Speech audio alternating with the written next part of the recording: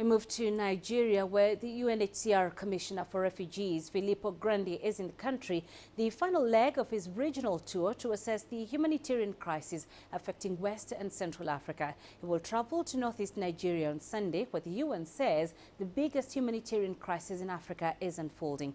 Kelechi Emekalam with that report. Filipo Grandi has already been to Central African Republic, Chad, Cameroon and Niger. He's here to see for himself the unraveling humanitarian crisis in the wake of Boko Haram defeat. I am touring the region to review the situations of displacement that have prevailed here for the past couple of years, not only in Nigeria but also in Niger, in Chad and in Cameroon. I have been to those three countries already, and now my tour ends here in Nigeria. I will travel tomorrow to the northeast, to Borno State, and that will give me a complete picture of the causes of the displacement and the activities that we need to do in favor of refugees and displaced, and the solutions that we can find together with governments in the region. The UN describes the crisis in northeast Nigeria as the biggest in Africa and subsequently raised its aid appeal fivefold, meaning $1 billion for the next 1 year.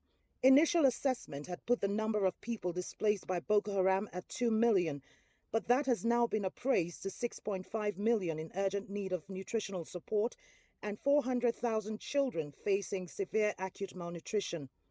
The government here disagreed with that assessment, saying the crisis is being blown beyond proportion, but the UN chief says more money is needed to support those affected by conflict.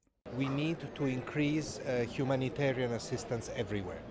That's why yesterday we launched an appeal in Yaoundé for next year for humanitarian assistance for refugees that have gone out of Nigeria, waiting for the time to come back. Cameroon is one of the countries in the Lake Chad Basin that has borne the brunt of the 7-year-old Boko Haram insurgents. Some 460,000 Nigerians sought refuge there. The UN now says it needs almost $250,000 to support them in 2017. Kelechi Emekalam, CCTV, Abuja, Nigeria.